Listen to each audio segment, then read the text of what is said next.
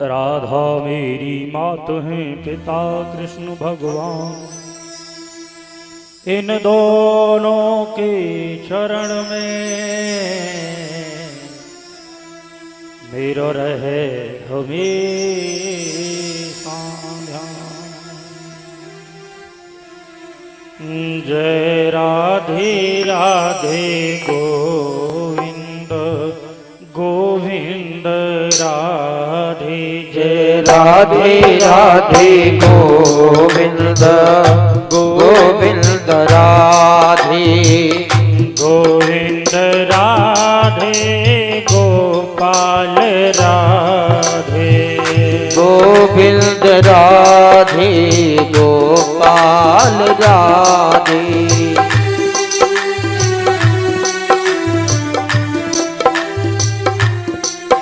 जय राधे राधे गोविंद गोविंद राधे। जय राधे राधे गोविंद गोविंद राधे। ताली बजाते हुए जय हो।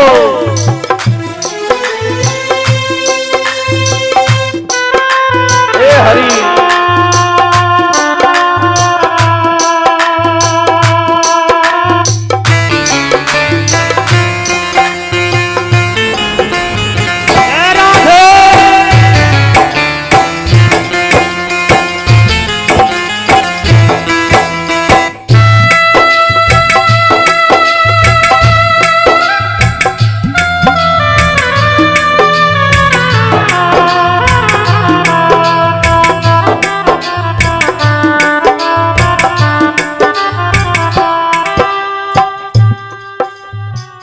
वृंदावन को वास भलो, जाके पास बहे यमुना पटरानी। जाके पास बहे यमुना पटरानी। यमुना यमदूतनो टारत है, बैकुंठ मिले तिनको राजधानी। दिन को राजधानी बैकुंठ मिले दिन को राजधानी।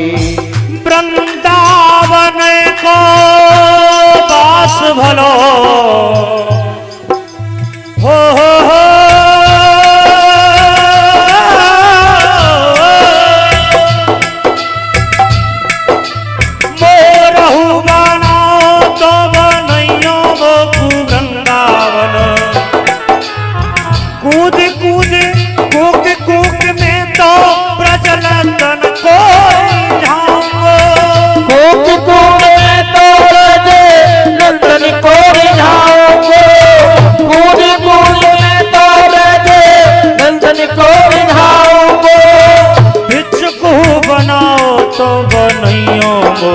वृंदावन तू कहरे भगतन सो मांग मांग खाऊंगो। तू कहरे भगतन सो मांग मांग खाऊंगो। तू कहरे भगतन सो मांग मांग खाऊंगो। वृंदावन वाणी को बन्यो, भ्रमर करत